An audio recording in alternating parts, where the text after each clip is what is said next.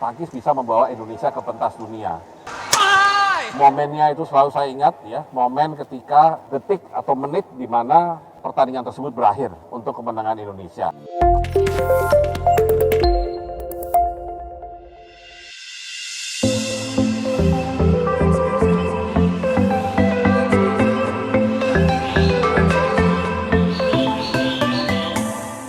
Ya oke, Belovers, kembali lagi di Chandra Wijaya Badminton Channel. Langsung saja bersama Bapak Bambang Brojonegoro. Ya lagi terima kasih waktu kesempatannya. Hampir kebanyakan semua Belovers mengetahui bahwa Bapak menggandrungi atau badminton mania juga. Jadi bagaimana pertama kali Bapak mengenal bulu tangkis, sekaligus bagaimana sejarah bulu tangkis.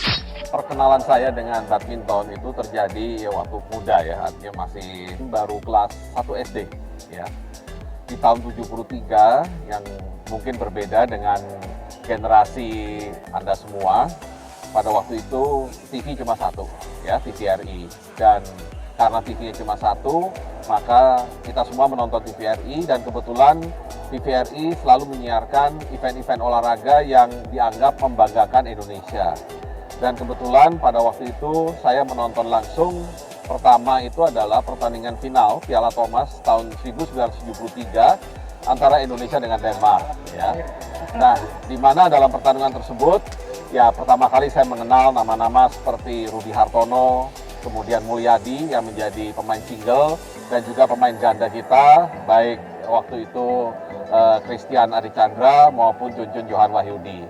Nah, kemudian tahun 74, saya kembali lagi menonton siaran langsung All England, final All England, khususnya tunggal putra, dan waktu itu ada pertandingan yang dianggap klasik, yaitu antara Rudi Hartono dan Panch Gunalan dari Malaysia, di mana waktu itu Rudi Hartono hampir kalah, tapi akhirnya Rudi Hartono berhasil mengejar ketertinggalan dan menjadi juara All England yang ke-7 kalinya secara berturut-turut.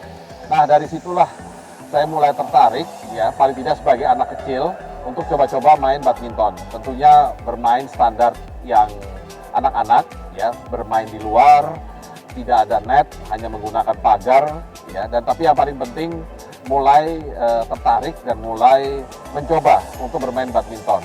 Dan kadang-kadang kalau ada lapangan yang sesuai, kita juga mencoba untuk bermain. Ya.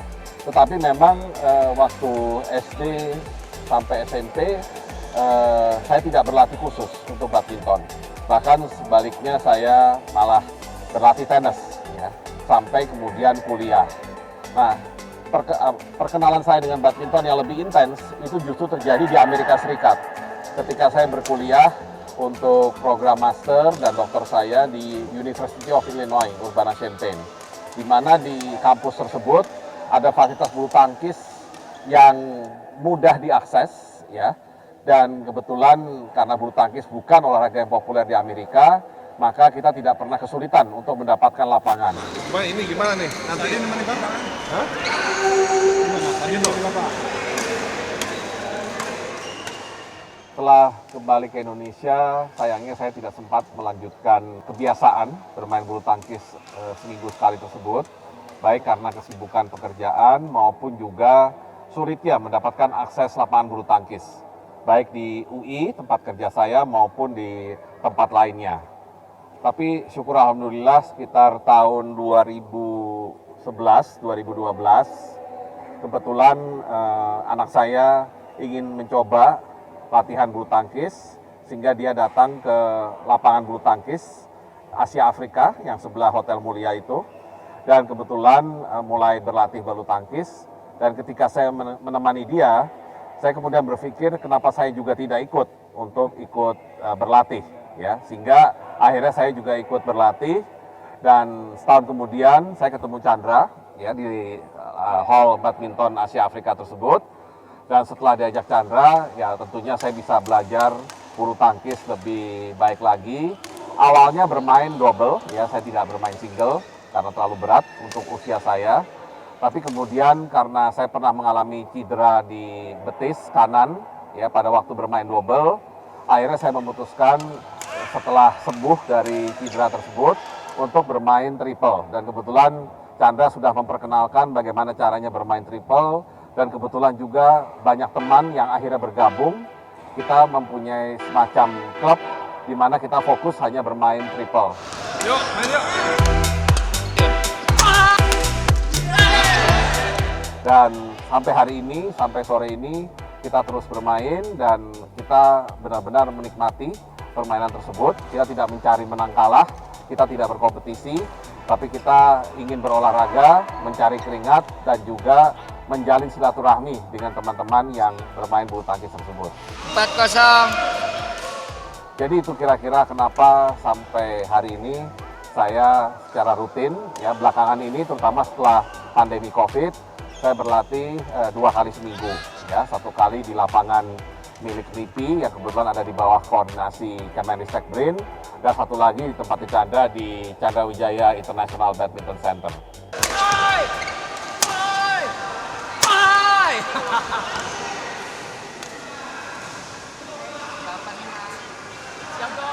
Ya, saya kira itu udah sangat luar biasa sekali ya, apalagi beliau dalam kesibukannya kita tahu masih menyempatkan. Nah, ini juga yang menarik bagaimana Bapak bisa mengatur waktu sekaligus menjadikan bulu tangkis ini olahraga yang lebih banyak digandrungi atau dilihat. Seperti tadi pun banyak orang-orang yang mengapresiasi kehadiran perhatian Bapak. Oh ya, tadi sebelumnya juga betul-betul ya saya ketemu Bapak ini di lapangan. Jadi ya saya pun kaget, bersyukur ya, mungkin salah satunya orang bilang rezeki atau jodoh itu memang Tuhan yang mengatur sehingga sampai saat ini pun apabila Bapak atau saya masih bisa berhubungan dengan baik itu semata-mata mungkin karena kasih karunia Tuhan ya. Jadi yang menarik itu yang ingin saya tanyakan Pak, siapa-siapa aja Pak yang Bapak ketahui atau mungkin yang Bapak idolakan, terus termasuk saya sendiri penasaran Pak. Bapak ketika mengenal saya itu awalnya dari mana, ya selain di lapangan tentu maksudnya. Kenapa Bapak bisa begitu memberi perhatian dan dukungan kepada saya? Ya, kebetulan saya merasa diberkahi oleh Allah Subhanahu wa Ta'ala dengan memori yang mungkin kalau saya boleh bilang luar biasa kuat ya, sehingga kalau saya mengingat sesuatu apakah itu nama, event atau apapun yang memang saya senangi atau saya perhatikan, biasanya itu susah lupa ya. Dan kebetulan setelah menonton bulu tangkis tahun 1973 tersebut, saya kemudian melihat bahwa Indonesia itu bisa mendapatkan kebanggaan itu tidak hanya di bidang ekonomi, bidang politik dan segala macam. Justru saya melihat salah satu cara kita untuk menunjukkan kelebihan bangsa kita adalah di olahraga. Dan bulu tangkis sejak tahun tersebut, sejak saya nonton TV tersebut, sudah membuktikan bahwa bulu tangkis bisa membawa Indonesia ke pentas dunia. Sejak itu saya mengikuti bulu tangkis secara intensif, dan apalagi ketika akhirnya bulu tangkis masuk Olimpiade. Ya. Saya mengikuti dengan seksama waktu itu Olimpiade 1992, meskipun saya waktu itu ada di Amerika Serikat, bagaimana Indonesia akhirnya mendapatkan medali emas pertama dalam sejarah keikutsertaan Olimpiade. Dan itu disumbangkan oleh bulu tangkis. Dan sampai hari ini hanya bulu tangkis memang yang bisa menyumbangkan medali emas untuk Indonesia. Gaya tenis itu. Dan karena saya begitu memberikan penghargaan dan apresiasi yang luar biasa terhadap pemegang medali emas Olimpiade, maka ketika mengikuti Olimpiade tahun 2000 di Sydney, tentunya melalui televisi, saya melihat Indonesia dalam tanda petik terselamatkan dengan 1 medali emas yang diraih oleh ganda putra yang waktu itu mungkin kita sendiri sempat tidak yakin ya, karena kebetulan Chandra yang harusnya berpasangan dengan Sigit Budiarto ternyata berpasangan dengan Tony Gunawan ya. Dan pengalaman saya kalau menonton pertandingan ganda sejak masa lalu, berganti-ganti pasangan itu tidak mudah ya, ada resikonya. Tetapi syukur alhamdulillah akhirnya muka Indonesia terselamatkan dengan medali emas yang disumbangkan oleh Chandra dan Tony. Momennya itu selalu saya ingat ya, momen ketika detik atau menit di mana pertandingan tersebut berakhir untuk kemenangan Indonesia. Ketika bertemu Chandra secara langsung di tahun 2012 tersebut, ya saya istilahnya ingin mengenal Chandra lebih dekat dan syukur-syukur bisa belajar. Ya tentunya bukan belajar untuk menjadi atlet, tapi belajar untuk bisa menikmati pertandingan bulu tangkis itu sendiri. Oh seperti itu ya Pak. Jadi ini jadi sedikit terbuka ya. Kita juga saya sekali lagi sangat bersyukur dan terima kasih. Ini sekaligus satu penghargaan dan kehormatan, kebanggaan buat kami yang selama ini pun juga tentu saja mendapat perhatian dari Bapak sendiri sebagai orang tua kami atau itu sebagai instansi atau pemerintah, ini sebagai anak bangsa yang tentu saja ingin ya, kalau saya pribadi pun rasanya yang paling menggebu atau yang ada di dada kita adalah memberikan yang terbaik untuk Merah Putih. Dan ini pun satu sinergi yang luar biasa bahwa Bapak juga sekali lagi punya misi yang sama sehingga katakanlah dedikasi saya di bulu tangkis pun bisa terus berkarya di bulu tangkis untuk saya pribadi. Oke Pak, ini mungkin pertanyaan terakhir ya, bagaimana Bapak bisa melihat apa yang kami lakukan dan juga apa yang telah Bapak berikan, support Bapak selama ini untuk kami pada klub, juga support Bapak kepada Hall Daihatsu Yonex Candrawijaya ini. Kami minta masukan yang berarti untuk kami Pak, kira-kira. Ya, Indonesia harus terus bisa menunjukkan martabatnya di level dunia melalui olahraga. Dan jelas Olimpiade, kejuaraan dunia atau yang sejenisnya, baik kejuaraan dunia perorangan maupun bergu, itu adalah eventnya. Dan kita tidak boleh tentunya lengah dan menganggap bahwa Indonesia itu pasti akan mendapatkan kemenangan dalam event-event tersebut. Berarti kuncinya Indonesia harus melakukan pembinaan yang modern. Tidak bisa hanya berdasarkan kepada keberadaan talent-talent yang luar biasa yang barangkali tidak akan muncul setiap saat. Nah, belajar dari negara-negara yang sukses mengembangkan olahraganya, olahraga apapun secara sistematik dan juga pembinaannya juga berjenjang dan konsisten, kontinu, maka tidak ada cara lain untuk bulu tangkis kecuali di luar memberdayakan klub-klub yang sudah ada, ya. Tentunya kita tidak bisa mengandalkan hanya pelatnas, ya, karena pelatnas itu adalah suatu kawah canda di muka, di mana disitulah berkumpul pemain-pemain terbaik. Tapi untuk mendapatkan pemain-pemain terbaik, datangnya harus dari klub. Dan dasar bermain yang benar itu harus ada di klub, bukan di pelatnas. Jadi kuncinya pembinaan di tingkat klub itu harus dilakukan secara serius, dan tentunya saya mengapresiasi setelah Chandra pensiun sebagai pemain aktif, ya. Chandra kemudian menekuni, ya, bukan hanya sekedar melakukan bisnis untuk kepentingan atau keuntungan pribadi, tapi juga mendedikasikan sebagian waktunya, artinya melakukan aktivitas sehari-hari dengan terlibat langsung dalam pembinaan bulu tangkis, salah satunya dengan mendirikan klub, ya, Candrawijaya International Badminton Center dan hall yang tentunya boleh dibilang mungkin salah satu yang terbaik yang ada di wilayah Jakarta Metropolitan Area ini. Dan tentunya keberadaan hall, keberadaan klub tidak cukup kalau akhirnya tidak melahirkan prestasi. Jadi kita harapkan dari klub-klub seperti klubnya Chandra ini akan lahir pemain-pemain masa depan yang akan membawa nama harum Indonesia di berbagai pentas dunia.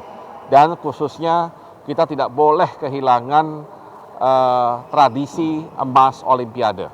Dan karena bulu tangkis harapan satu-satunya pada saat ini, maka otomatis bulu tangkis memang punya tanggung jawab lebih untuk menjaga tradisi tersebut. Saya juga buat kejuaraan ganda, khusus ganda kan Pak, Ya. yang waktu itu Bapak juga sempat membuka dan eksibisi ya. Itu juga 10 tahun belakangan yang telah kami gulirkan, tentunya memberi sumbangsih kepada perbulu tangkisan nasional, khususnya untuk mengangkat prestisme ganda-ganda putra Indonesia. Terakhir Pak, mungkin kesan-pesannya untuk kami, sekaligus juga Belover, sekaligus mungkin generasi muda kita dimanapun mereka yang menonton YouTube sini Pak. Ya, untuk generasi muda, ya pertama tentunya saya harapkan Anda bisa menyukai bulu tangkis, tidak hanya sebagai yang aktif bermain, tapi juga sebagai penonton, juga sebagai pengamat, dan juga sebagai pendukung. Ya, karena kembali lagi, salah satu yang bisa membawa kita bangga di arena dunia itu adalah bulu tangkis. Jadi dukungan dari kaum muda terhadap bulu tangkis sangat diperlukan. Apabila memang di antara Anda ada yang memang merasa punya minat menjadi pemain, silahkan dikejar cita-citanya. Tetapi kalau kapasitasnya mungkin hanya sekedar mendukung, berikanlah dukungan yang sebesar-besarnya, ya. Karena tanpa kerjasama, tanpa solidaritas, tanpa upaya yang dilakukan, tidak secara sendiri-sendiri, hanya dengan itulah Indonesia bisa mencapai kejayaannya, salah satunya melalui prestasi bulu tangkis di arena internasional. Oke, Belovers, sekali lagi ini adalah edisi spesial yang kami hadirkan. Sungguh luar biasa karena saya pun mendapat semangat, dukungan dari Bapak yang begitu besar sehingga cinta atau cinta ini tidak pernah pudar, bahkan semakin menggelora dan menggeliat dalam hati atau energi saya yang masih luar biasa untuk kecintaan saya terhadap bulu tangkis maupun bangsa dan negara. Mari, sekali lagi Belovers dimanapun Anda berada, tetap jaga kesehatan seperti yang apa yang tadi Bapak sampaikan, terutama tetap berusaha, semangat, apalagi anak-anak semua yang mencintai atau menyukai bulu tangkis. Jangan kendor, tetap fokus, tetap latihan, kejar mimpi, cita-cita kita agar ke depan kita bisa menuai dan jangan sampai kehilangan momen seperti yang tadi Bapak sampaikan. Kita harus bisa menjadi atau menerima tongkat estafet berikutnya yang harus kita persiapkan karena ini tidak mudah dan menjadi pemain nasional atau pemain dunia itu bukan hanya soal waktu 2-3 tahun atau 5 tahun tapi perlu segenap artinya seluruh jiwa raga kalian terutama harus berani berkorban dan siap secara fisik maupun mental dan memiliki karakter yang baik supaya kalian bisa menjadi juara-juara dunia dan juara-juara yang sejati. Saya kira itu Belovers. Tetap sehat, tetap semangat, dan terus berprestasi.